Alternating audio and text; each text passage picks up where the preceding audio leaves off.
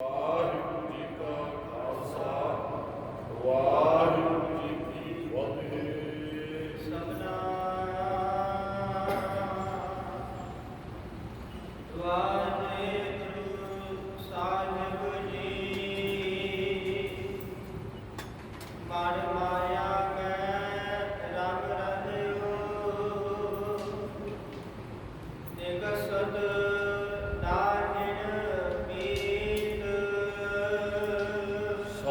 ਜਿਹੜਾ ਸਾਡਾ ਮਨ ਹੈ ਨਾ ਉਹ ਮਾਇਆ ਤੇ ਰੱਬ ਰਹੇ ਨਿਕਸਤ ਰਾਹੇ ਨਾ ਪੀਰ ਉਹ ਮਿੱਤਰਾ ਤੇਰਾ ਮਨ ਇੰਨਾ ਖਚਤ ਮਾਇਆ ਚ ਹੋ ਗਿਆ ਨਿਕਲ ਨਹੀਂ ਸਕਦਾ। ਐਸਾ ਕੁਝ ਨਹੀਂ ਹੁੰਦਾ ਨਾ।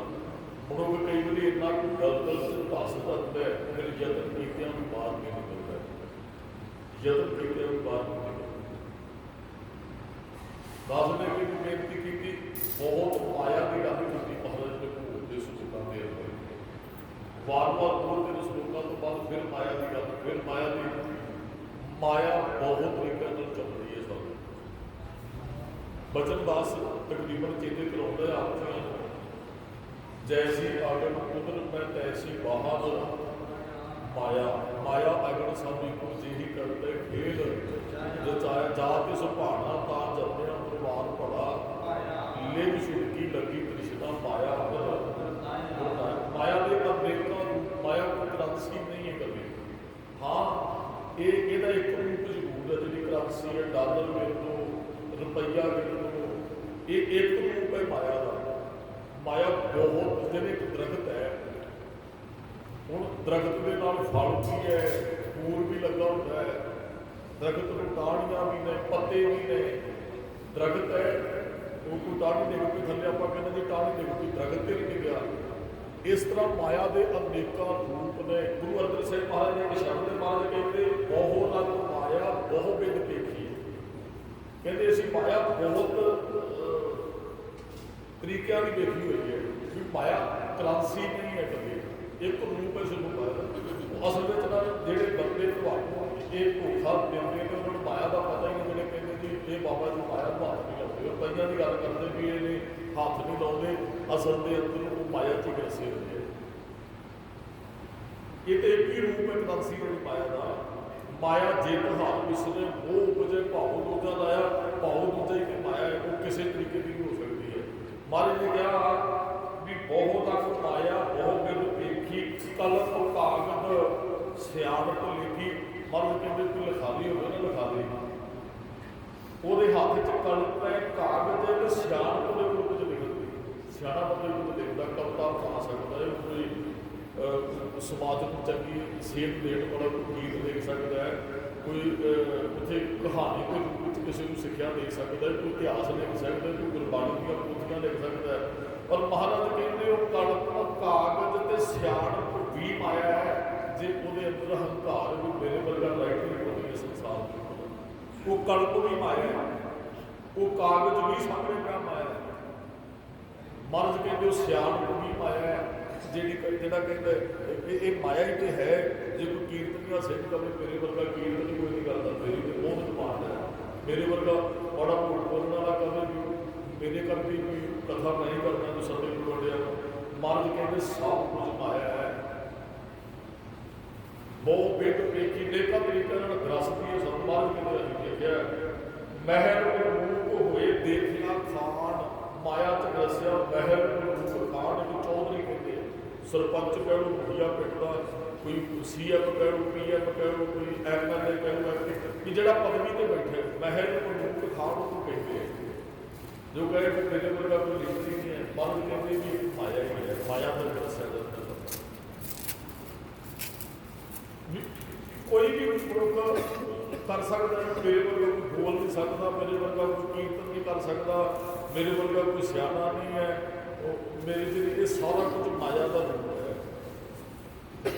ਮਰ ਕੇ ਅਸੀਂ ਵੇਖਿਆ ਹਰੇਕ ਬੰਦੇ ਨੂੰ ਮਾਇਆ ਚੱਲਦੀ ਹੋਈ ਬਚਣਾ ਬੜਾ ਔਖਾ ਹੈ। ਮਰਦ ਕਹਿੰਦੇ ਨੇ ਤਾਂ ਤੇ ਨਾ ਹੀ ਮਨ ਤ੍ਰਿਪਤਾਨ ਬੰਦੇ ਦਾ ਮਨ ਤ੍ਰਿਪਤ ਹੁੰਦਾ। ਹਾਂ ਕਰੰਸੀ ਕਿਸੇ ਕੋਲ ਬਹੁਤ ਹੋ ਸਕਦੀ ਹੈ ਉਹ ਵੀ ਨਹੀਂ ਰਜਿਆ ਭਾਂਡਾ ਵੀ ਬਹੁਤ ਰਜਦਾ ਤੇ ਜੇ ਕਿਸੇ ਕੋਲ ਕੋਈ ਗੁਣ ਹੈ ਉਹਦੀ ਸ਼ੋਭਾ ਕੋਈ ਕਦੇ ਉਹ पर पिछले भी जिथे मैं बोलिया सो उत्थे ते 2 बंदियां ने कहा कि तुसीं बहुत वधिया, अगे 4 बंदे कहने चाहिए बहुत वधिया। कि माया का बंदा जिथे भी बैठे महाराज कहते माया तो बनी हुई है। सो वो को संत बताओ संत दी न संसार तो रहती और सुख प्राप्त करना ये जुगती तुसी मैनूं दसो।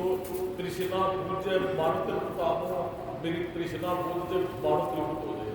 मन ਇਹਦਾ मतलब है माया नाल तृप्त नहीं होता। सैर सपाटे लागू होने भावे माया नाल पता कदे भी रस्ता जिन्नी मर्जी माया में हो जाए क्रांति की गल। ਹੁਣ ਸਤਿਗੁਰੂ ਜੀ ਤੁਸੀਂ ਦੱਸੋ ਮੈਂ ਤ੍ਰਿਪਤ ਕਿਵੇਂ ਹੋ ਸਕਦਾ ਹੈ।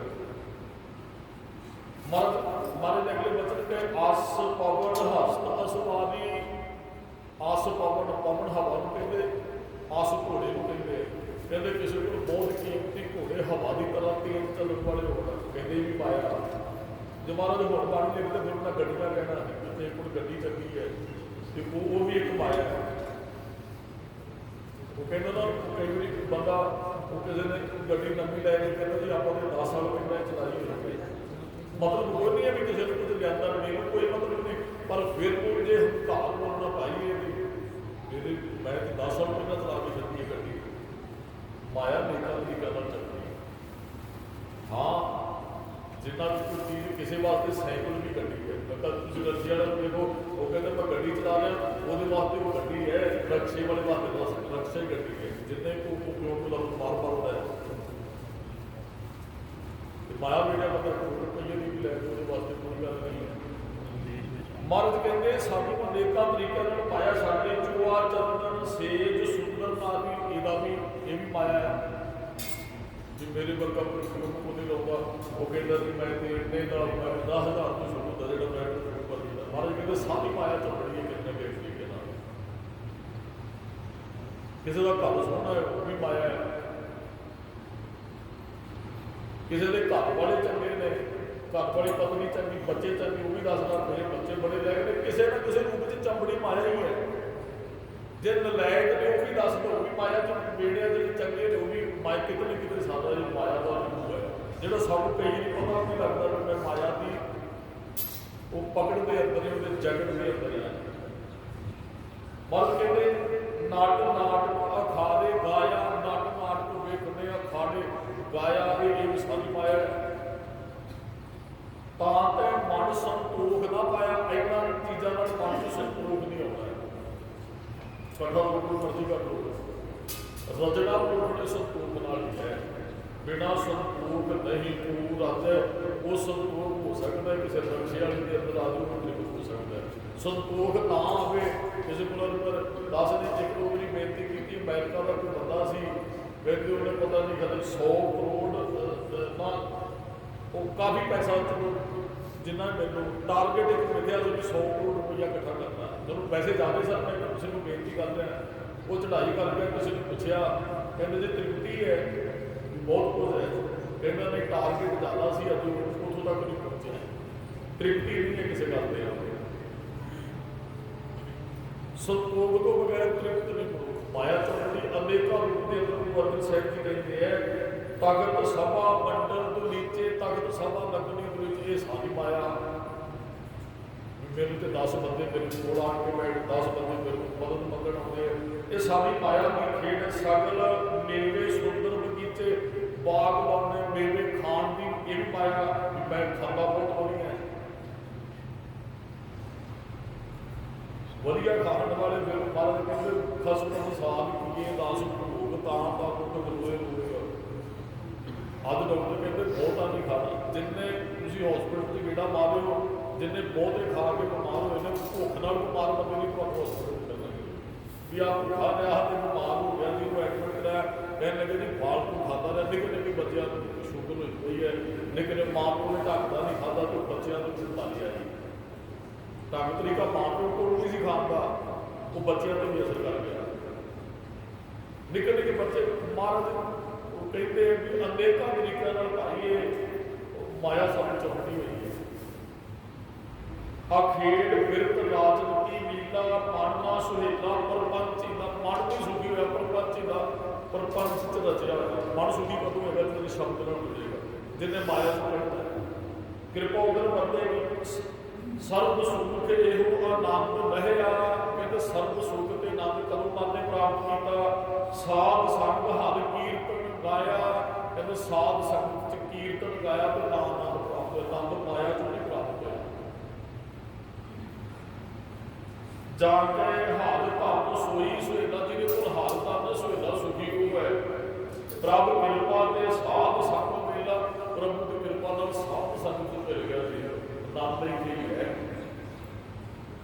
ਨਾਮ ਤੋਂ ਗੁਰੂ ਸਾਹਿਬ ਦੀ ਚਰਨੀ ਸੰਗਤ ਹੈ ਮਰਦ ਕਹਿੰਦੇ ਮਾਇਆ ਦੇ ਅਨੇਕਾਂ ਤਰੀਕਿਆਂ ਨਾਲ ਸਾਨੂੰ ਦੱਸਿਆ ਹੋਇਆ ਮਨੁੱਖ ਨੂੰ ਪਤਾ ਵੀ ਨਹੀਂ ਤੇ ਪ੍ਰੀਤ ਸਾਡੀ ਇਹ ਸੀ ਉਹ ਪ੍ਰੀਤ ਵਧੀ ਕਦੇ ਨਹੀਂ ਪ੍ਰੀਤ ਸਾਡੀ ਬਹੁਤ ਹੈ ਮਾਇਆ ਦੇ ਨਾਲ ਮਾਇਆ ਮਮਤਾ ਮੋਹਣੀ ਜਿਹਨੂੰ ਵੇਣ ਦਰਤਾ ਦਾ ਇਹ ਮਾਇਆ ਦੇ ਵੱਡੇ ਵੱਡੇ ਨੂੰ ਠੱਗਿਆ ਵੱਡੇ ਵੱਡੇ ਰਾਜਨ ਆਲ ਘੁੰਮਣ ਤਾਂ ਕੀ ਤ੍ਰਿਸ਼ਨਾ ਬੂਝੀ ਲਪਟ ਰਹੇ ਮਾਇਆ ਰੰਗ ਮਾਤੇ ਲੋਚਨ ਕਸ਼ੁਨਾ ਸੂਜੀ ਇਹਨਾਂ ਦੇ ਤਾਂ ਸਮਝ ਹੀ ਕੋਈ ਨਹੀਂ ਮਰਦ ਕਹਿੰਦੇ ਵਿਖਿਆ ਮੈਂ ਕਹਿੰਦੇ ਹੀ ਤ੍ਰਿਪਤ ਨਾ ਪਾਈ ਜਿਉ ਬਾਪ ਦੀ ਈਦਰ ਨੇ ਧਰਾਪੈ ਵੇਣ ਹਰ ਕਹਾਂ ਗਾਈ ਜਿਵੇਂ ਲੱਕੜਾਂ ਨਾਲ ਅੱਗ ਨਹੀਂ ਰਲਦੀ ਹੈ ਮਾਇਆ ਨਾਲ ਫੁੱਕਣ ਦੇ ਤ੍ਰਿਪਤ ਹੁੰਦਾ ਲੱਕੜਾਂ ਜਿੰਨੀਆਂ ਮਰਜ਼ੀ ਅੱਗ ਤੇ ਪਾਈ ਜਾਓ ਅੱਗ ਕਦੇ ਤ੍ਰਿਪਤ ਨਹੀਂ ਹੁੰਦੀ ਹੈ ਮਨੁੱਖ ਇਸ ਤਰ੍ਹਾਂ ਮਹਾਰਾਜ ਕਹਿੰਦੇ ਮਾਇਆ ਨਾਲ ਨਹੀਂ ਰਲਦਾ ਮੰਗਦੇ ਵੀ ਅਸੀਂ ਇੱਥੇ ਪਾਇਆ ਗਿਆ ਮਾਇਆ ਮਨੋਂ ਨਾ ਵਿਸਦੇ ਮੰਗੇ ਨੰਮਾ ਮਾਇਆ ਸਾਡੇ ਮਨ ਤੋਂ ਵਿਸਰਦੀ ਨਹੀਂ ਮਾਫ ਕਰਨਾ ਧਾਰਮਿਕ ਸਥਾਨਾਂ ਤੇ ਬਹੁਤ ਹੀ ਸਰੀਰ ਮਾਇਆ ਨੂੰ ਮਿਲਾਤੀ ਹੈ ਜਪਦੇ ਵੀ ਰੱਬ ਨੂੰ ਮਾਇਆ ਨਹੀਂ ਪ੍ਰਾਪਤ ਕਰਦੇ ਜਪੋ ਭਾਈ ਕਾਰੋਬਾਰ ਵਾਸਤੇ ਜਪੋ ਭਾਈ ਸਾਡਾ ਇਹ ਕਾਰੋਬਾਰ ਵਾਸਤੇ ਸਾਰੇ ਇਸ ਪਾਸੇ ਜੁੜੇ ਹੋਏ ਮੰਗੇ ਡੱਬਾ ਦਾ ਸੋ ਪ੍ਰਭ ਚੇਤਨਾ ਹੋਈ ਨਾਨਕ ਨਹੀਂ ਉਹ ਰੱਬ ਚੇਤੇ ਨਹੀਂ ਉਹ ਭਾਵੇਂ ਮੰਗਲ ਹੈ ਮਸੀਤ ਹੈ ਗੁਰਦੁਆਰਾ ਕਿੰਨੇ ਵੀ ਧਾਰਮਿਕ ਸਥਾਨ ਹੈ ਮਰਦ ਕਹਿੰਦੇ ਸਭ ਕੋ ਈਸ਼ਰ ਧਿਆਇਆ ਹੈ ਮਾਇਆ ਵਾਸਤੇ ਰੱਬ ਮਹਾਰਾਜ ਨੇ ਅਭਿਗਾ ਸਭ ਤੋਂ ਪੂਰਬ ਲਿਖੇ ਕਿ ਭਾਈ ਇਹ ਵੀ ਉਹਦੀ ਬਖਸ਼ਿਸ਼ ਨਾਲ ਮਿਲਦੀ ਹੈ ਤੇ ਮਹਾਰਾਜ ਨੇ ਅੱਜ ਪਾਵਨ ਸਰੂਪ ਦੇ ਬਚਨ ਕਹੇ ਮਨ ਮਾਇਆ ਮੈਂ ਰਾਮ ਲਾਇਓ ਸਾਡਾ ਮਨ ਮਾਇਆ ਚ ਖਚਰ ਪਿਆ ਪਿਆ ਨਿਕਸਤ ਨਾ ਹੈ ਨਾ ਵੀ ਤੇ ਨਿਕਲਦਾ ਹੀ ਨਹੀਂ ਮਾਇਆ ਚ ਮਾਇਆ ਦਾ ਪ੍ਰਭਾਵ ਕਿਆ ਜੜ ਹੋਈ ਇਹਨੇ ਮਾਇਆ ਚ ਖਚਰ ਹੋ ਗਿਆ ਕੋਈ ਨਿਕਲਣਾ ਵੀ ਚਾਹੁੰਦਾ ਨਹੀਂ ਨਿਕਲਦਾ ਮੱਖੀ ਗੁੜ ਦੇ ਵਿੱਚ ਉਹਦੇ ਪੈਰ ਫਸ ਜਾਂਦੇ ਨਿਕਲਣਾ ਚਾਹੁੰਦੀ ਨਹੀਂ ਨਿਕਲਦੀ ਚਿਪਕ ਜਾਂਦੀ ਹੈ ਨਾਲ ਸਾਡੀ ਹਾਲਤ ਇਹ ਹੈ ਮਨੁੱਖ ਨਿਕਲਣਾ ਵੀ ਚਾਹੇ ਨਹੀਂ ਨਿਕਲ ਸਕਦਾ ਅਗਲੇ ਬਚਨ ਮਹਾਰਾਜ ਕਹਿੰਦੇ ਹਨ ਨਾਨਕ ਮੂਰਤ ਚਿਤਰ ਜਿਉ ਸਾਗਤ ਨਾ ਦਿਨ ਭੇਦ ਸਤਿਗੁਰਾਂ ਨੇ ਉਦਾਹਰਨ ਦਿੱਤੀ ਹੈ ਕਿ ਮਨ ਮਾਇਆ ਚ ਇੰਨਾ ਫਸ ਗਿਆ ਇੰਨਾ ਕੁ ਰੱਬ ਗਿਆ ਵੀ ਉਹ ਮਾਇਆ ਨੂੰ ਛੱਡਦਾ ਹੀ ਨਹੀਂ ਹੈ ਇਤਨਾ ਮਾਇਆ ਚ ਫਿੱਟ ਹੋ ਗਿਆ ਜਿਵੇਂ ਕਿ ਤਸਵੀਰ ਕੰਧ ਚ ਫਿੱਟ ਹੋ ਜਾਂਦੀ ਹੈ ਇੱਕ ਉਹਦਾ ਤਸਵੀਰ ਕੰਧ ਉੱਪਰ ਲਾਈ ਜਾਂਦੀ ਜਦੋਂ ਮਰਜ਼ੀ ਲਾ ਸਕਦਾ ਹੈ ਇਹ ਕਹਿੰਦੀ ਕੰਧ ਤੇ ਤਸਵੀਰ ਬਣਾਈ ਹੋਈ ਹੈ ਨਾਨਕ ਮੂਰਤ ਚਿੱਤਰ ਜਿਉ ਚਿੱਤਰ ਤਸਵੀਰ ਨੂੰ ਕਹਿੰਦੇ ਆ ਉਹ ਕੰਧ ਤੇ ਕੋਈ ਤਸਵੀਰ ਬਣਾਤੀ ਉਹ ਤਸਵੀਰ ਨੂੰ ਕੰਧ ਤੋਂ ਲਾ ਨਹੀਂ ਸਕਦੇ ਉਹ ਕੰਧ ਦੇ ਵਿੱਚ ਫਿੱਟ ਹੋ ਗਈ ਹੈ ਜਿਹੜੇ ਰੰਗ ਭਰ ਕੇ ਤਸਵੀਰ ਕੰਧ ਤੇ ਬਣਾਈ ਜਾਂਦੀ ਹੈ ਮਰਦ ਕਹਿੰਦੇ ਮਨ ਇਸ ਤਰ੍ਹਾਂ ਮਾਇਆ ਚ ਜੁੜਿਆ ਮਰਦ ਕਹਿੰਦੇ ਵੀ ਇਹ ਮਾਇਆ ਨਾਲ ਵੱਡ ਹੋ ਨਹੀਂ ਸਕਦਾ ਇੰਨਾ ਕੁ ਰੱਬ ਗਿਆ ਉਹ ਜਿਹੜਾ ਰੰਗ ਹੈ ਨਾ ਉਹ ਥੱਲੇ ਤੱਕ ਕਿੱਟਾਂ ਚ ਤੱਕ ਚਲਾ ਜਾਂਦਾ ਰੱਬ ਜਦ ਦੇ ਵਿੱਚ ਮਰਦ ਕਹਿੰਦੇ ਇਸ ਤਰ੍ਹਾਂ ਹੀ ਸਾਡਾ ਮਨ ਮਾਇਆ ਚ ਖਚਤ ਹੋਇਆ ਉਹ ਨਿਕਲ ਨਹੀਂ ਸਕਦਾ ਤਸਵੀਰ ਜਿਵੇਂ ਕੰਧ ਚ ਫਿੱਟ ਹੋ ਗਈ ਇਸ ਤਰ੍ਹਾਂ ਸਾਡਾ ਮਨ ਜਿਹੜਾ ਮਾਇਆ ਦੇ ਵਿੱਚ ਫਸਿਆ ਰਹਿੰਦਾ ਉਹ ਕਿਸੇ ਤਰੀਕੇ ਨਾਲ ਨਿਕਲਦਾ ਨਹੀਂ ਨਰ ਚਾਹਤ ਕਛ ਔਰ ਕੀ ਔਰ ਪਾਈ ਮਨੁੱਖ ਕੁਝ ਹੋਰ ਚਾਹੁੰਦਾ ਅਸਲ ਬਾਤ ਗੱਲ ਇੱਥੇ ਵੀ ਮਾਇਆ ਦੀ ਹੈ ਅਸੀਂ ਗੁਰੂ ਘਰ ਚਾਹੁੰਦੇ ਹਾਂ ਆ ਕਿਸੇ ਹੋਰ ਭਾਵਨਾ ਨਾਲ ਰਹੇ ਗੱਲ ਕੋਈ ਹੋਰ ਹੀ ਬਣ ਜਾਂਦੀ ਹੈ ਕਈ ਵਾਰੀ ਐਸਾ ਵੀ ਹੁੰਦਾ ਨਰ ਚਾਹਤ ਕਛ ਔਰ ਔਰੇ ਕੀ ਔਰੇ ਭਈ ਮਨੁੱਖ ਕੁਝ ਹੋਰ ਚਾਹੁੰਦਾ ਸੀ, ਹੋਇਆ ਕੁਝ ਹੋਰ ਹੈ। ਚਲੋ ਇਹ ਆਪਾਂ ਵੈਸੇ ਹੀ ਸਿੱਧੀ ਅਰਥ ਕਰੀਏ ਵੀ ਜੋ ਅਸੀਂ ਸੋਚਦੇ ਹਾਂ ਕਰਦੇ ਹਾਂ ਉਹ ਨਹੀਂ ਹੋਣਾ ਹੈ। ਹਰ ਕੋਈ ਹੋਰ ਕੁਝ ਚਾਹੁੰਦਾ ਹੈ। ਅਸੀਂ ਕੀ ਕੁਝ ਚਾਹੁੰਦੇ ਹਾਂ, ਬਹੁਤ ਸਾਡੀ ਇੱਛਾ ਹੈ ਸਾਰਿਆਂ ਦੀ, ਔਰ ਜੋ ਬੰਦਾ ਚਾਹੁੰਦੇ ਹੁੰਦਾ ਨਹੀਂ ਹੈ। ਜੋ ਮਨੁੱਖ ਪੜ੍ਹਨਾ ਚਾਹੁੰਦਾ ਜਾਂ ਕਰਨਾ ਚਾਹੁੰਦਾ, ਕਈ ਵਾਰੀ ਅਸੀਂ ਨਹੀਂ ਕਰ ਪਾਉਂਦੇ, ਹੁੰਦਾ ਉਹ ਜੋ ਪਰਮਾਤਮਾ ਕਰਦਾ ਹੈ। ਆਪ ਜੀਆਂ ਨੇ ਸੋਚਿਆ ਹੋਏਗਾ ਵੀ ਉਹ ਬੱਚੇ ਨੂੰ ਜਦੋਂ ਅਸੀਂ ਪੜ੍ਹਾਉਂਦੇ ਨਾ, ਪਹਿਲੇ ਇਹ ਬੱਚੇ ਨੂੰ ਆਹ ਬਣਾਉਣਾ, ਕੀ ਉਹ ਬੱਚੇ ਉਹ ਬਣੇ ਹੈ। ਜੇ ਅਸੀਂ ਆਪਣੇ ਜੀਵਨ ਕੋਈ ਸੋਚਿਆ ਵੀ ਇਹ ਕਿੱਦਾਂ ਮੈਂ ਕਰਨਾ, ਵੀ ਸੰਗੀਤ ਗਾਉਣ ਵਾਸਤੇ ਜਾਂ ਮੈਂ ਇਸ ਪਾਸੇ ਜੋਬ ਲੱਗਣਾ, ਕੁਝ ਤੁਸੀਂ ਜੋ ਕਿਤੇ ਪੜ੍ਹਦੇ ਸਮੇਂ ਸੋਚਿਆ ਸੀ, ਤੁਸੀਂ ਉਹ ਨਹੀਂ ਬਣੇ। ਤੁਸੀਂ ਉਹ ਜੋ ਰੱਬ ਨੇ ਖੁਦ ਬਣਾਇਆ। ਨਾਲ ਕੁਝ ਹੋਰ ਚਾਹੁੰਦੇ ਹੁੰਦਾ, ਕੁਝ ਹੋਰ ਹੈ ਹੁੰਦਾ ਉਹ ਜੋ ਪਰਮਾਤਮਾ ਚਾਹੁੰਦਾ ਸਾਡੇ ਵਾਸਤੇ ਕੁਝ ਵੀ ਨਹੀਂ ਹੈ।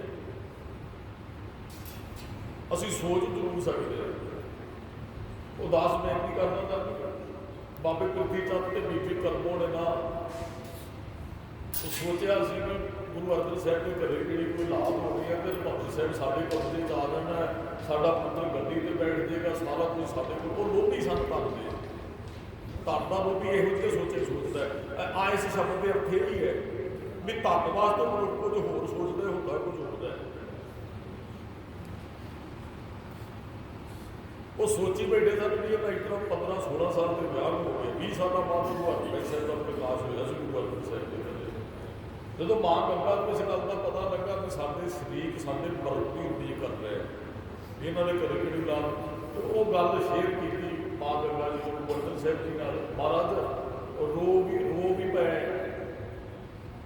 ਮਹਾਰਾਜ ਕਹਿੰਦੇ ਕੀ ਗੱਲ ਹੈ ਘੰਟਾ, ਤੁਸੀਂ ਤੇ ਕਦੇ ਵੀ ਨਹੀਂ ਰੋਏ, ਅੱਜ ਕਿਉਂ? तो फिर सारी गल दसी माता गंगा ने जी, साढ़े शरीर साढ़े मर्द की उਡੀਕ कर रहे हैं। वो कहते इन्होंने इतना संसार को तोड़ देना, इन्होंने घरे कि गल। मर्द हस के मर्द कहते जो सोच रहे हो थोड़ी होना होएगा, वो परमात्मा करेगा। फिर जो उन्होंने सोचा सी होया नहीं, वो गद्दी लैनी चाहते सन। तो प्रिथी चंद बड़ी बुरी मौत मरिया होया। असी सोचते कुछ होते, वाहिगुरू कुछ होर करता है। मान लो मेरे अंदर किसी के प्रति जैलसी है, जलन है, ईर्खा मैं किसी नाल करता, मैं सोचा इसका नुकसान हो जाए, रब ने पूरा पूरा कदम बताया। मैं सोचा सी ना भी अगे नहीं बढ़ना चाहिए, तो बख्शिश परमात्मा ने करनी कि कितने जाना।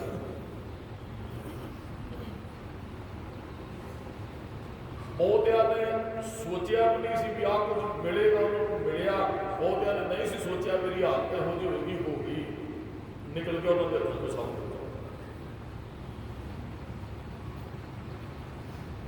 मनुख को होर सोचता है, रब कुछ होर करता है।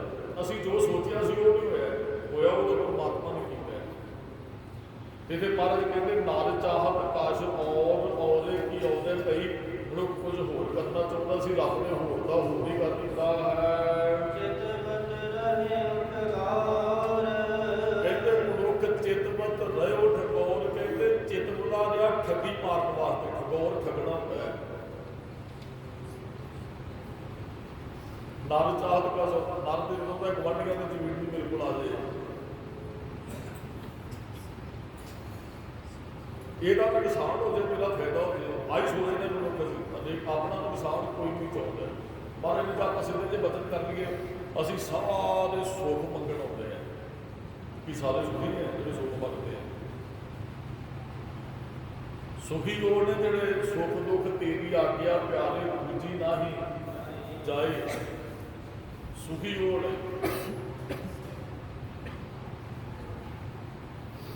असी सानू कुछ मिलिया, खुशण बारे सोचा ही नहीं, भावें साडी औलाद रूप च मिलिया, सानू रिश्तेदारों के रूप च मिलिया, धन रूप च मिलिया, मिलने बारे सोचा, खुशण बारे कदे नहीं मिलिया भी सी, वो विछड़ता भी है। जो मिलिया वो कई बार नहीं भी देखता है, जो अज नहीं वो कई बार मिल भी जाता है। दास ने बहुत मेरी बेनती की, बहुत कुछ असी अरदास करके मंगया, सानू चाहिए, बहुत कुछ नहीं सी मंगया जो मिलिया, वो रब की मर्जी है जो सानू दिता हो। सानू कितने को जन्म देना सी, रब का दिता होया।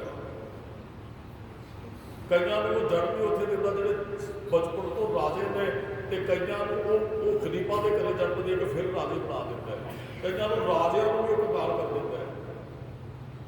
ਇਹ ਉਹਦੀ ਮਰਜ਼ੀ ਹੈ, ਇਹ ਉਹਦਾ ਹੁਕਮ ਹੈ। ਮਨੁੱਖ ਨੇ ਕੁਝ ਹੋਰ ਚਾਹਿਆ, ਰੱਬ ਨੇ ਕੁਝ ਹੋਰ ਕੀਤਾ। ਮਨੁੱਖ ਇਸੇ ਵਹਿਮ ਸਹਿਮ ਚ ਵੀ ਕੁਝ ਹੋ ਨਾ ਜਾਏ, ਹੋ ਨਾ ਜਾਏ। ਮਨੁੱਖ ਸੁਖੀ ਉਦੋਂ ਹੋਏਗਾ ਜਦੋਂ ਰੱਬ ਤੇ ਛੱਡੇਗਾ ਕਿ ਜੋ ਕਰੇਗਾ ਮੇਰੇ ਵਾਸਤੇ ਬਣੇਗਾ। ਬਹੁਤੇ ਬੱਚੇ ਨਿੱਕੇ ਨੇ, ਉਹਨਾਂ ਦੇ ਭਵਿੱਖ ਬਾਰੇ ਚਿੰਤਾ ਅੱਜ ਹੀ ਹੈ। ਅਸੀਂ ਰੱਬ ਤੇ ਨਹੀਂ ਛੱਡਿਆ ਸਭ ਕੁਝ, ਕੀ ਹੋਏਗਾ ਇਹਨਾਂ ਦਾ। ਇਸ ਡਿਪਰੈਸ਼ਨ 'ਚ ਕਈ ਬੰਦੇ ਚਲੇ ਜਾਂਦੇ, ਇਹ ਸੋਚ ਕੇ ਕੀ ਹੋਏਗਾ ਕੀ ਹੋਏਗਾ। ਵੀ ਜੇ ਰੱਬ ਤੇ ਛੱਡ ਦਿਓ, ਉਹ ਕਰੇਗਾ ਜੋ ਕੁਝ ਉਹਨੇ ਕਰਨਾ ਉਹ ਨਹੀਂ ਕਰਨਾ। ਸਾਡੇ ਸੋਚਣ ਨਾਲ ਕੁਝ ਨਹੀਂ ਹੋਣਾ। ਹਾਂ, ਚੰਗੇ ਮਨ ਦਾ ਉਦੋਂ ਸਾਨੂੰ ਜ਼ਰੂਰ ਕਰਨਾ ਚਾਹੀਦਾ। ਆਪ ਜੀਆਂ ਨੇ ਚੰਗਾ ਉਦਮ ਕੀਤਾ ਤੇ ਗੁਰਦੁਆਰੇ ਆਏ, ਇਹ ਸਭ ਕਰਨਾ ਚਾਹੀਦਾ। ਅੱਗੇ ਪਰਮਾਤਮਾ ਬੀਜ ਮਨੁੱਖ ਨੇ ਪਾਉਣਾ ਹੈ, ਫਲ ਉਹਨੇ ਲਾਉਣਾ ਹੈ, ਇਹ ਉਹਦੇ ਤੇ ਛੱਡ ਦੇਣਾ ਚਾਹੀਦਾ। ਮਿਹਨਤ ਮੇਰੀ ਹੈ, ਫਲ ਉਹਦਾ।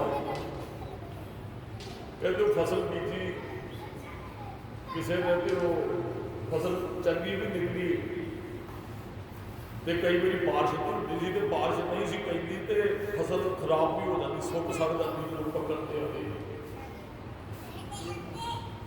ਉਹ ਕਿਸੇ ਨੇ ਰੱਬ ਦੀ ਬੰਦਗੀ ਕੀਤੀ ਤੇ ਉਹ ਫਸਲ ਵੀ ਬੀਜਦਾ ਹੈ। ਰਿਸ਼ਤਿਆਂ ਨੂੰ ਵੀ ਰੱਬ ਮਿਲਦਾ ਹੈ, ਰਿਸ਼ਤਿਆਂ ਨੂੰ ਮਿਲਦਾ ਹੈ। ਉਹ ਕਹਿੰਦਾ ਰੱਬ ਜੀ ਮੈਨੂੰ ਲੱਗਦਾ ਤੁਸੀਂ ਕਦੇ ਖੇਤੀ ਨਹੀਂ ਕੀਤੀ ਹੈ। ਜੇ ਤੁਸੀਂ ਕਦੇ ਖੇਤੀ ਕੀਤੀ ਨਹੀਂ, ਤੁਹਾਨੂੰ ਪਤਾ ਹੁੰਦਾ ਕਦੋਂ ਬਾਰਿਸ਼ ਪਾਉਣੀ ਕਦੋਂ ਹਵਾ। ਉਹ ਰੱਬ ਪ੍ਰਗਟ ਹੋ ਗਿਆ, ਕਹਿੰਦਾ ਲੈ ਵੀ ਇਹ ਸੇਵਾ ਤੈਨੂੰ ਦੇ ਦਿੰਦੇ ਆ। ਜੇ ਤੂੰ ਖੇਤੀ ਕਰਨਾ ਹੀ ਨਾ ਤੇ ਤੂੰ ਕਰ ਲਿਆ ਕਰ ਵੀ ਜਦੋਂ ਹਵਾ ਜਦੋਂ ਵੀ ਜੋ। ਉਹ ਕਹਿੰਦਾ ਠੀਕ ਹੈ ਵੀ ਇਹ ਮੈਨੂੰ ਤੁਹਾਨੂੰ ਐਂ ਲੱਗਦਾ, ਰੱਬ ਨੂੰ ਕਹਿੰਦਾ ਤੁਹਾਨੂੰ ਮੈਨੂੰ ਐਂ ਲੱਗਦਾ ਖੇਤੀ ਨਹੀਂ ਕਰਨੀ ਹੋਣੀ। ਰੱਬ ਕਹਿੰਦਾ ਵੀ ਤੂੰ ਕਰ ਲਿਆ ਕਰ, ਤੂੰ ਵੇਖ ਲਿਓ ਜਦੋਂ ਪਾਣੀ ਜਦੋਂ। ਕਹਿੰਦਾ ਜੀ ਠੀਕ ਹੈ। ਅੱਗੇ ਤੇ ਕਿਤੇ ਹਵਾ ਹੀ ਲੱਗਦੀ ਸੀ, ਫਸਲ ਡਿੱਗ ਵੀ ਪੈਂਦੀ ਸੀ। ਮੱਕੀ ਦੀ ਫਸਲ ਬੀਜਦੇ ਸੀ ਕਿਤੇ, ਉਹ ਡਿੱਗ ਵੀ ਪੈਂਦੀ ਸੀ। ਉਹ ਰੱਬ ਦੀ ਮਰਜ਼ੀ ਨਾਲ ਉਹ ਕਈ ਵਾਰੀ ਫਲ ਵੀ ਬਹੁਤ ਲੱਗਦਾ ਸੀ, ਅਨਾਜ ਬਹੁਤ। ਉਹ ਫਿਰ ਹੁਣ ਜ਼ਿਮੀਂਦਾਰ ਦੇ ਹੱਥ ਹੋ ਗਿਆ ਸਾਰਾ ਕੁਛ। ਤੇ ਉਹਨੇ ਜਦੋਂ ਵੀ ਉਹਨੇ ਆਪ ਦੀ ਜ਼ਮੀਨ ਹੀ ਵੇਖੀ, ਹੁਣ ਭਾਈ ਹੁਣ ਵੀ ਫਸਲ ਬੀਜਣ ਦਾ ਮੌਸਮ ਰੁੱਤ ਤੇ ਉਹ ਬੱਦਲ ਹੋਣਾ ਜ਼ਰੂਰੀ ਹੈ, ਤਾਂ ਫਸਲ ਹੁੰਦੀ ਹੈ। ਮਹਾਰਾਜ ਨੇ ਬਾਬੂ ਰਾਗ ਚ ਕਿਹਾ ਕੁਲਤਾ ਬੀਜ ਬੀਜੇ ਨਹੀਂ ਜੰਮੇ, ਕੁਲਤਾ ਬੀਜ ਨਹੀਂ ਜੰਮਦਾ, ਰੁੱਤ ਤੇ ਬੱਦਲ। ਉਹਨੇ ਆਖਿਆ ਵੀ ਬਾਰਿਸ਼ ਪੈ ਜੇ ਪੈ ਗਈ, ਕਿਉਂਕਿ ਉਹਨੇ ਆਪਣੀ ਜ਼ਮੀਨ ਚ ਪਾਉਣੀ ਸੀ। ਉਹ ਬੱਦਲ ਆ ਗਈ ਜ਼ਮੀਨ ਹੋਣ, ਕਹਿੰਦਾ ਬਾਰਿਸ਼ ਨਾ ਪਵੇ ਵੀ ਜਦੋਂ ਇੰਨੇ ਕੁ ਦਿਨਾਂ ਦੀ ਫਸਲ ਨਿਕਲੇਗੀ ਬਾਹਰ, ਫਿਰ ਰੱਬ ਨੂੰ ਆਖਾਂਗੇ। ਉਹਨੇ ਉਸੇ ਤਰੀਕੇ ਨਾਲ ਕਹਿੰਦਾ ਐਵੇਂ ਰੱਬ ਹਨੇਰ ਛੱਡ ਦਿੰਦਾ ਸੀ, ਹੁਣ ਇੱਕ ਵੀ ਆਪਾਂ ਹਨੇਰ ਨਹੀਂ ਛੱਡ ਦੇਣਾ। ਹੁਣ ਤੇ ਬਾਰਿਸ਼ ਉਹਨੇ ਬਾਰਿਸ਼ ਪਵਾੜੀ ਜੀ ਮਰਜ਼ੀ ਜੀ ਦੇ ਨਾਲ, ਜਿੰਨੀ ਕੁ ਲੋੜ ਸੀ ਪਵਾਉਂਦਾ ਗਿਆ, ਹਨੇਰ ਨਹੀਂ ਚੱਲਿਆ।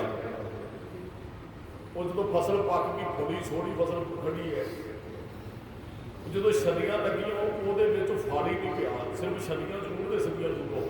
ਉਹ ਤਾਂ ਜਗੜੀਆਂ ਦਾ ਖੋਲ ਕੇ ਵੇਖਦਾ ਉਹ ਨਹੀਂ। ਕਮਾਲ ਕਹਿੰਦਾ ਕਿ ਤੇ ਬੜੇ ਸਮੇਂ ਸਿਰਫ ਆਪਣੀ ਮਰਜ਼ੀ ਨਾਲ ਸਾਰਾ ਕੁਝ ਕੀਤਾ, ਫਲ ਫਿਰ ਵੀ ਕਿਉਂ ਨਹੀਂ ਪਿਆ। ਅੱਗੇ ਤੇ ਰੱਬ ਦਾ ਕਸੂਰ ਕੱਢਦੇ, ਹੁਣ ਤੇ ਆਪਣੇ ਹੱਥ ਸੀ। ਹੁਣ ਹੋਇਆ ਕਿ ਜਦੋਂ ਸਾਰੀ ਫਸਲ ਕੁਝ ਵੀ ਨਹੀਂ ਰੋਇਆ ਤੇ ਫਿਰ ਰੱਬ ਪ੍ਰਗਟ ਹੋਇਆ, ਕਹਿੰਦਾ ਕਿਉਂ ਵੀ ਫਸਲ ਕਰ ਲਈ। ਉਹ ਕਹਿੰਦਾ ਜੀ ਸਾਰਾ ਰੱਬ ਨੂੰ ਕਹਿੰਦਾ ਵਧੀਆ ਤਰੀਕੇ ਨਾਲ ਮੈਂ ਕੀਤਾ ਸੀ ਤੇ ਫਲ ਫਿਰ ਵੀ ਨਹੀਂ ਲੱਗਾ। ਕਹਿੰਦੇ ਹਨੇਰ ਨਹੀਂ ਚਲਾਇਆ, ਹਨੇਰ ਜ਼ਰੂਰੀ ਸੀ ਫਸਲ ਵਾਸਤੇ। ਕਹਿੰਦਾ ਜੀ ਹਨੇਰ ਨਾਲ ਕੀ ਫਸਲ ਨੂੰ ਫਾਇਦਾ। ਕਹਿੰਦੇ ਸੀ ਹਨੇਰ ਚੱਲਦਾ ਤੇ ਇਹਦੀਆਂ ਜੜ੍ਹਾਂ ਮਜ਼ਬੂਤ ਹੋਣੀਆਂ ਸੀ, ਇਹਦੀਆਂ ਜੜ੍ਹਾਂ ਲੈ ਗਈਆਂ ਉੱਪਰ ਤੇ ਉਹ ਧਰਤੀ ਚੋਂ ਐਨਰਜੀ ਨਹੀਂ ਲੈ ਸਕੀ ਇਹ ਫਸਲ। ਆਪ ਤੇ ਹਰੀ ਭਰੀ ਹੋ ਗਈ, ਪਰ ਜਿਹੜੀ ਫਲ 'ਚ ਦਾਣਿਆਂ 'ਚ ਐਨਰਜੀ ਚਾਹੀਦੀ ਸੀ, ਜੜ੍ਹ ਮਜ਼ਬੂਤ ਨਾ ਹੋਣ ਕਰਕੇ ਉਹ ਐਨਰਜੀ ਤੋਂ ਵੱਧ ਹੀ ਰਹਿ ਗਈ। ਫਲ ਲੱਗਣ ਤੇ ਆਇਆ, ਉਹ ਫਲ ਬਣਿਆ ਨਹੀਂ। ਤੇ ਜੇ ਕਿਤੇ ਹਵਾ ਚੱਲਦੀ ਹੈ ਤੇ ਜੜ੍ਹਾਂ ਮਜ਼ਬੂਤ ਕਰਨੀਆਂ ਸੀ ਫਸਲ ਨੇ। ਅਸਲ ਦੇ ਵਿੱਚ ਬੰਦਾ ਦੁੱਖਾਂ ਵੇਲੇ ਮਜ਼ਬੂਤ ਹੁੰਦਾ ਹੈ, ਸੁੱਖਾਂ ਵੇਲੇ ਤੇ ਬੰਦਾ ਐਵੇਂ ਉੱਤੇ ਤੁਰਿਆ ਫਿਰਦਾ ਹੈ। ਦੁੱਖ ਦਾਤ ਨੂੰ ਸੁੱਖ ਰੋਗ ਬਹੁਤੇ ਤੁਹਾਨੂੰ ਗੁਰਦੁਆਰੇ ਗੁਰਮੁਖੋ ਕਿਸੇ ਦੇ ਜੀਵਨ 'ਚ ਦੁੱਖ ਆਉਂਦਾ ਤੇ ਇੱਥੇ ਨਜ਼ਰ ਆਉਣਗੇ ਕਈ ਬਹੁਤੇ। ਮਰ ਕਹਿੰਦੇ ਮਜ਼ਬੂਤ ਬੰਦਾ ਉਹ ਕੋਈ ਜੀਵਨ 'ਚ ਉਹ ਘਟਨਾ ਕੱਢੇ ਫੇਰ ਹੀ ਹੁੰਦਾ ਹੈ। ਜਿਹਨੇ ਦੁੱਖ ਨਾ ਵੇਖਿਆ ਹੋਵੇ ਕਿਤੇ ਆਦਮੀ ਨੂੰ ਸਹਿਣਾ ਬੜਾ ਮੁਸ਼ਕਲ ਹੋ ਜਾਂਦਾ ਹੈ। ਤੇ ਗੁਰੂ ਗੋਬਿੰਦ ਸਿੰਘ ਸਾਹਿਬ ਦਾ ਜੀਵਨ ਪੜ੍ਹੋ, ਕਦਮ ਕਦਮ ਤੇ ਉਹਨਾਂ ਨੇ ਦੁੱਖਾਂ ਦਾ ਸਾਹਮਣਾ ਕੀਤਾ, ਉਹ ਚੜ੍ਹਦੀ ਕਲਾ ਨਾਲ ਮਜ਼ਬੂਤ ਰਹੇ। ਹਨੇਰ ਵੀ ਜੀਵਨ 'ਚ ਜ਼ਰੂਰੀ ਹੈ। ਜਿੱਥੇ ਬਾਰਿਸ਼ ਜ਼ਰੂਰੀ ਹੈ ਨਾ, ਉੱਥੇ ਹਨੇਰ ਵਗਣਾ ਵੀ ਜ਼ਰੂਰੀ ਹੈ। ਮਜ਼ਬੂਤ ਫਿਰ ਹੋਣਾ ਹੈ। ਰੱਬ ਜੋ ਕਰਦਾ ਚੰਗਾ ਕਰਦਾ ਸੀ ਆਪਣੀ ਮਰਜ਼ੀ ਨਾਲ। ਰੱਬ ਦਾਸ ਨੇ ਅੱਗੇ ਵੀ ਇੱਕ ਵਾਰੀ ਬੇਨਤੀ ਕੀਤੀ ਵੀ ਇੱਕ ਬੰਦਾ ਰਸਤੇ 'ਚ ਤੁਰਿਆ ਜਾਂਦਾ, ਉਹਨਾਂ ਵੱਲਾਂ ਥੱਲੇ ਆ ਦੁਹਾਣਿਆਂ ਖਰਬੂਜਿਆਂ ਦੀਆਂ ਵੱਲਾਂ ਜਿਹੜੀਆਂ ਨਾ ਥੱਲੇ ਲੱਗੀਆਂ ਹੁੰਦੀਆਂ, ਧਰਤੀ ਤੇ ਵਿਛੀਆਂ ਹੁੰਦੀਆਂ, ਉਹ ਕਿੰਨੇ ਕਿਲੋ ਦਾ, 4 ਕਿਲੋ ਦਾ, 2 ਕਿਲੋ ਦਾ, 5 ਕਿਲੋ ਦਾ ਖਰਬੂਜੇ ਲੱਗਦੇ, ਦੁਹਾਣੇ ਲੱਗਦੇ ਆ। ਉਹ ਬੰਦਾ ਸੋਚਦਾ ਕਿ ਇਹਦਾ ਰੱਬ ਨੂੰ ਵੀ ਮੈਨੂੰ ਲੱਗਦਾ ਸਮਝ ਕੋਈ ਨਹੀਂ। ਉਹਨੇ ਆਰਾਮ ਕਰਨਾ ਹੀ ਕੰਮ ਦਾ ਦਰਖਤ ਆ ਗਿਆ, ਉਹਦੇ ਥੱਲੇ ਲੇਟਿਆ ਤੇ ਉਹ ਆਪਣੇ ਦਰਖਤ ਦੇ ਨਾਲ ਹੀ ਉਹ ਖਰਬੂਜਿਆਂ ਦੀਆਂ ਦੂਸਰੀਆਂ, ਉਹ ਕਹਿੰਦਾ ਰੱਬ ਨੂੰ ਵੀ ਮੈਨੂੰ ਲੱਗਦਾ ਸਮਝ ਕੋਈ ਨਹੀਂ ਹੈ। ਐਡਾ ਵੱਡਾ ਦਰਖਤ ਤੇ ਆਪਣੀਆਂ ਨਿੱਕੀਆਂ ਨਿੱਕੀਆਂ ਲਾਈਆਂ ਵੱਲਾਂ ਧਰਤੀ ਤੇ ਵਿਛੀਆਂ ਤੇ ਏਡੇ ਏਡੇ ਉਹ ਖਰਬੂਜੇ ਦੇ ਉਹ ਦੁਹਾਣੇ ਲਾਏ ਹੋਏ ਨੇ। ਕਹਿੰਦਾ ਰੱਬ ਨੂੰ ਵੀ ਮੈਨੂੰ ਲੱਗਦਾ ਕੋਈ ਸਮਝ ਨਹੀਂ ਹੈਗੀ। ਹੋਇਆ ਕੀ ਕਿ ਉਹ ਸੌਂ ਗਿਆ, ਉਹਨੂੰ ਨੀਂਦ ਆ ਗਈ। ਉਹ ਕਿਤੇ ਤੋਤੇ ਨੂੰ ਤੋਂ ਅੰਬੀ ਟੋਕ ਦਿੱਤੀ ਤੇ ਉਹਦੇ ਨੱਕ ਤੇ ਆਣ ਕੇ ਵੱਜੀ, ਉਹਦੇ ਮੂੰਹ ਦੇ ਉੱਪਰ ਨੱਕ ਤੇ ਵੱਜੀ। ਉੱਬੜ ਵਾਈ ਉੱਠਿਆ, ਉਹ ਨੱਕ ਦੀ ਹੱਡੀ ਵੀ ਥੋੜੀ ਜਿਹੀ ਟੁੱਟ ਗਈ। ਜਦੋਂ ਉੱਬੜ ਵਾਈ ਉੱਠਿਆ ਤੇ ਉਹਨੇ ਖਰਬੂਜਿਆਂ ਨੂੰ ਵੀ ਨਿਗਾਹ ਪਈ ਆਪੀ, ਕਹਿੰਦਾ ਰੱਬ ਜੀ ਚੰਗਾ ਹੀ ਕੀਤਾ ਜੇ ਕਿਤੇ ਆਹ ਖਰਬੂਜਾ ਦੁਹਾਣਾ ਆਪ ਨੂੰ ਲੱਗਾ ਹੁੰਦਾ ਤਾਂ ਮੇਰਾ ਤਾਂ ਸਿਰ ਹੀ ਪਾੜ ਦੇਣਾ। ਕਹਿੰਦੇ ਵੀ ਤੂੰ ਠੀਕ ਹੀ ਕਰਦਾ, ਨੰਬਰ ਕਰਦਾ ਵੀ ਜਿੱਥੇ ਤੂੰ ਲਾਉਣਾ। ਸਾਡੇ ਸਰੀਰ ਦੀ ਬਣਤਰ ਵੇਖ ਲਓ, ਰੱਬ ਨੇ ਅੱਖਾਂ ਕਿੱਥੇ ਲਾਈਆਂ, ਮੂੰਹ ਪੈਰ ਸਭ ਬੜੀ ਵਧੀਆ ਤਰੀਕੇ ਨਾਲ ਮਾਲਕ ਬਣਾਏ। ਤੇ ਜੇ ਕਿਤੇ ਅੱਖਾਂ ਸਾਡੇ ਪੈਰਾਂ ਦੇ ਅੰਗੂਠਿਆਂ ਦੇ ਨਾਲ ਹੁੰਦਾ ਫਿਰ ਵੀ ਹੁੰਦਾ ਜੀ। ਰੱਬ ਜੋ ਨਰ ਚਾਹਤ ਕਸ਼ ਔਰੇਗੀ। ਹੁਣ ਕਈ ਵਾਰੀ ਕਹਿੰਦਾ ਮੇਰੇ ਪਾਸ ਹੁੰਦਾ ਨਾ ਐਂ ਕਰਨਾ ਸੀ, ਰੱਬ ਨੇ ਐਂ ਕਰ ਦਿੱਤਾ। ਰੱਬ ਨੇ ਜੋ ਕੀਤਾ ਉਹ ਚੰਗਾ ਕੀਤਾ, ਅਸੀਂ ਜੋ ਕਰਦੇ ਉਹ ਗਲਤ ਕਰਨਾ। ਭੁੱਲਣ ਅੰਦਰ ਸਭ ਕੋ ਅਭੁੱਲ ਗੁਰੂ, ਅਸੀਂ ਭੁੱਲਣ ਆ ਰਹੇ ਹਾਂ। ਅਭੁੱਲ ਗੁਰੂ ਤੇ ਰੱਬ ਹੈ ਜਿਹੜਾ ਕਦੇ ਨਹੀਂ ਭੁੱਲਦਾ। ਨਰ ਚਾਹਤ ਕਸ਼ ਔਰੇਗੀ ਔਰੇ ਪਈ ਚਿਤਵਤ ਰਹਿ ਖਗੌਰ ਨਾਨਕ ਫਾਂਸੀ। ਕਹਿੰਦੇ ਮਨੁੱਖ ਚਿਤਵਦਾ ਰਿਹਾ ਠੱਗੀ ਮਾਰਨ ਵਾਸਤੇ, ਕਿਸੇ ਨਾਲ ਠੱਗੀ ਮਾਰਨੀ ਤੇ ਨਾਨਕ ਫਾਂਸੀ ਗੱਲ ਪਈ, ਉਹਨਾਂ ਚਿਰ ਫਾਹੀ ਗੱਲ ਚ ਪੈ ਗਈ। ਕਈ ਵਾਰੀ ਮੰਨ ਲਓ ਮੈਂ ਆਪਣੇ ਭਰਾ ਨਾਲ ਠੱਗੀ ਮਾਰਨ ਦੀ ਸੋਚਣਾ ਸੋਚਣਾ ਉਹਨੂੰ ਪਤਾ ਲੱਗ ਗਿਆ ਵੀ ਇਹ ਮੇਰੇ ਨਾਲ ਤੇ ਉਹ ਮੌਤ ਆ ਗਈ। ਉਹਨੇ ਮੇਰੀ ਲਾਸ਼ ਕੋਲ ਖੜ ਕੇ ਕਿਹਾ ਕਹਿੰਦਾ ਮਾਰਨਾ ਚਾਹੁੰਦਾ ਤਾਂ ਠੱਗੀ ਹੁਣ ਮਾਰ ਕੇ ਵਿਖਾ ਪਿਆ। ਨਹੀਂ ਵਿਚਾਰਾ ਬੰਦੇ ਨੇ ਚੁੱਕ ਕੇ ਲਿਜਾਣਾ ਤੈਨੂੰ। ਚਿਤਵਤ ਰਹਿਓ ਠਗੌਰ, ਸੋਚਦਾ ਰਿਹਾ ਠੱਗੀ ਮਾਰਨ ਦੀ, ਨਾਨਕ ਫਾਂਸੀ ਗੱਲ ਕਰੀ, ਮੌਤ ਆ ਗਈ ਵਿੱਚੇ। ਮਨ ਕਿਤੇ ਛੱਡ ਕੇ ਠੱਗੀਆਂ ਮਾਰਦੀਆਂ, ਬੰਦਗੀ ਕਰ, ਰੱਬ ਨੂੰ ਜਪ। ਰੱਬ ਜੋ ਕਰੇਗਾ ਤੇਰੇ ਭਲੇ ਵਾਸਤੇ ਕਰੇਗਾ। ਜੋ ਜੋ ਤੇਰਾ ਹੁਕਮ ਤੇਰਾ ਜੋ ਹੁੰਦਾ ਉਹ ਜੋ ਰੱਬ ਕਰਦਾ। ਇੰਨੀਆਂ ਬੇਟੀਆਂ ਪਾਰ ਕਰਦੀਆਂ ਨੇ, ਭੁੱਲਾਂ ਚੁੱਕਾਂ ਦੀ ਖਿਮਾ, ਸਮੂਹ ਸੰਗਤ ਦਾ ਧੰਨਵਾਦ ਜੈ ਭਾਈ। ਇਹਨਾਂ ਸਥਾਨਾਂ ਨੂੰ ਸੇਵਾਕਾਰ ਸੇਵਕ ਵਾਲੇ ਬਹੁਤ ਬਾਬਾ ਜਗਤਾਰ ਸਿੰਘ ਜੀ ਕਰਵਾ ਰਹੇ ਨੇ। ਚੱਲ ਰਹੀਆਂ ਸੇਵਾਵਾਂ ਦੇ ਵਿੱਚੋਂ